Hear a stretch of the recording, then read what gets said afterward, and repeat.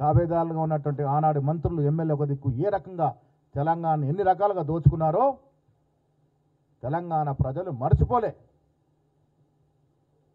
ఇంత తెలంగాణ దోపిడీ గురి చేసి 7.5 లక్షల అప్పు చేసి పలాయనం చిత్తగించేలా ఫామ్ హౌస్కి పరిమితమైతే మళ్ళేదో దీక్షల పేరిట కోట్ల రూపాయలు ఖర్చు పెట్టి ఉనికిని చాటుకునే ప్రయత్నమే చేస్తూ ఉన్నారో తెలంగాణ ప్రజలు తిరస్కరిస్తారు, గుర్తుపెట్టుకోండి. 2003 అసెంబ్లీ ఎన్నికలు ఏ రకంగా తిరస్కరించినారో, పార్లమెంట్ ఎన్నికలు ఏ రకంగా 0 సీట్లు ఇచ్చినారో, మొన్న జూబ్లీ హిల్స్ ఎలక్షన్లో ఏ రకంగా బుద్ధి చెప్పినారో అదే గతి కంటిన్యూ అవుతుంది. నేను రిపోర్ట్లన్నీ కూడా కేటీఆర్ కూడా పంపిస్తా ఉన్నా, చదువుకోండి.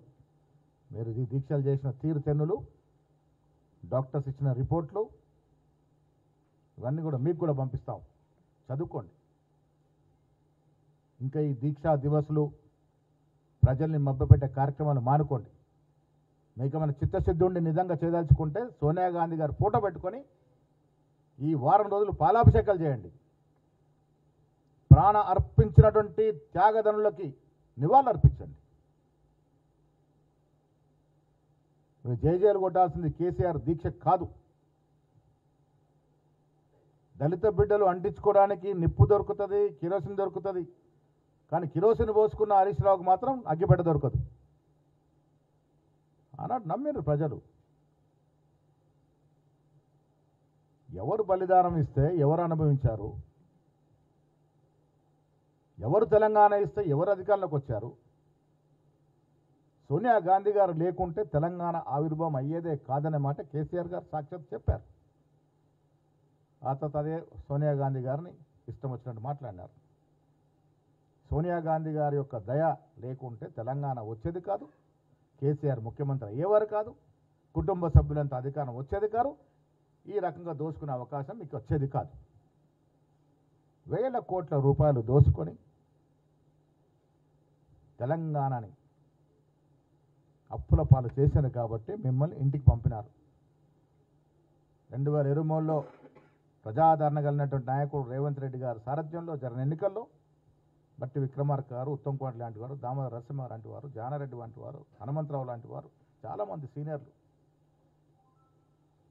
ఆనాడు సోనియా గాంధీ, ఖర్గే, రాహుల్ గాంధీ గారు చెప్పిన మాటలు విశ్వసించి మాది అధికారం తీసుకొచ్చినారు. 2 ఏళ్లుగా ప్రజాపాలన సాగుతూ ఉంది. నేను తెలంగాణ ప్రజలకు మీ ద్వారా విజ్ఞప్తి చేస్తూ ఉన్నాను. పులి నోటు తలకాయ పెట్టింది,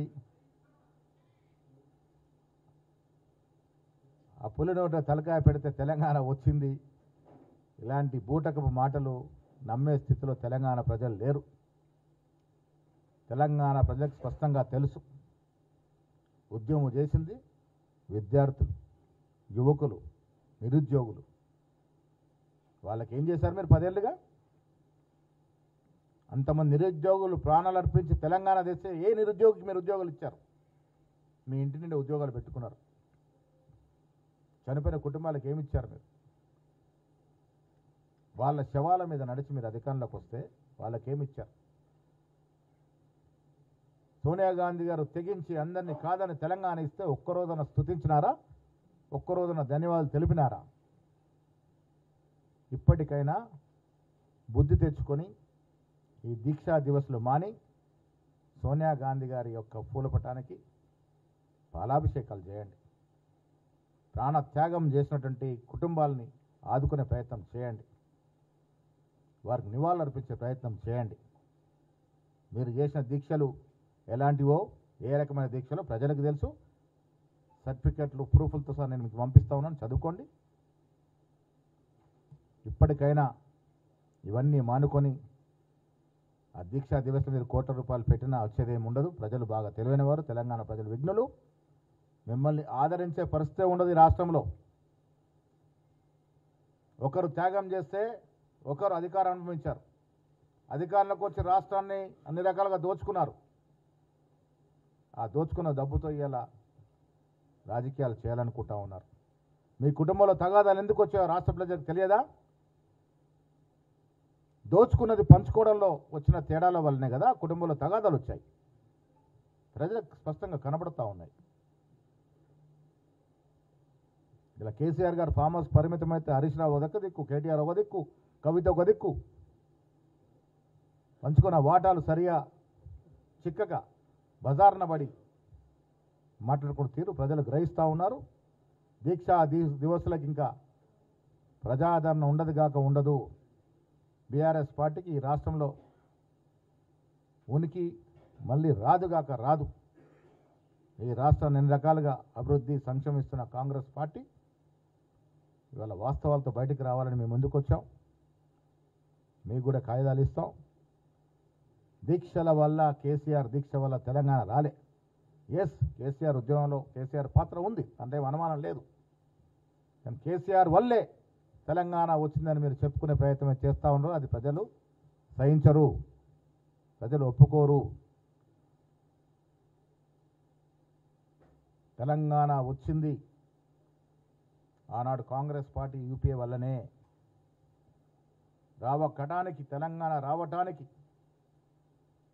కారణం ఆనాడు బలిదానం చేసుకున్నటువంటి ఆ యువకులే. దీంట్లో ఇలా మీ పాత్రను చెప్పుకునే ప్రయత్నం చేస్తే తెలంగాణ ప్రజలు సహించరు. దీక్షా దివసులు మాని ప్రజలు మేరుకునే కార్యక్రమాలు చేస్తే మంచిదనే మాట ఇస్తున్నాను, మనం చేస్తాం. దీక్ష తర్వాత ఇప్పుడు ఆనాడు పరిస్థితిలో ఆ దీక్ష ఏ రకమైందో తెలుసు. కానీ ఆనాడు పరిస్థితిలో ఆనాడు మాట్లాడడం సరికాదని మాట్లాడలేదు. దీక్ష వల్ల కాదు తెలంగాణ వచ్చింది. ఏళ్ల తరబడి ప్రజల ఆకాంక్షను గుర్తించినటువంటి నాయకురాలు సోనియా గాంధీ గారు. 4 లక్షలు చనిపోయినా సరే తెలంగాణ అంటే జనం చనిపోయి తెలంగాణ తెచ్చుకోవాలనుకున్నారు మీరు.